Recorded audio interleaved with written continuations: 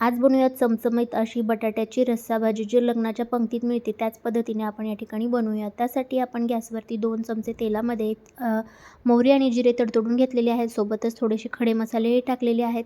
1 चमचा अद्रक लसणाची पेस्ट टाकलेली आहे आणि त्यानंतर आपण यामध्ये एक मीडियम साईजचा कांदा बारीक चिरून घेतलेला आहे. कांदा चांगला परतून झाल्यानंतर 1 टोमॅटो मीडियम साईजचा टाकलेला आहे आणि चवीनुसार मीठही टाकलेलं आहे, जेणेकरून टोमॅटो छान आपला लगेचच मऊ पडतो. त्यानंतर सुखे मसाले टाकलेले आहेत नेहमीचेच, लाल तिखट, काळा मसाला आणि धणे पावडर. त्यानंतर बटाटे आपण हाताने चुरून या पद्धतीने टाकूयात. तर उकडून घेतलेले 2 बटाटे हातानेच मी या पद्धतीनं मॅश करून यामध्ये टाकलेले आहेत. सगळ्या मसाल्यामध्ये व्यवस्थित मिक्स करून 5 मिनिटं याची वाफ काढायची आणि त्यानंतर 1 वाटी पाणी टाकून परत त्याला एकदम व्यवस्थित छान असं शिजवून घ्यायचं आहे. त्यानंतर आपण यामध्ये अर्धा चमचा गरम मसाला आणि थोडीशी कसुरी मेथी आणि कोथिंबीर टाकून याला शिजवून घेतलेलं आहे 2 मिनिटं. तर तयार झालेली आहे चमचमीत अशी बटाट्याची मस्त भाजी.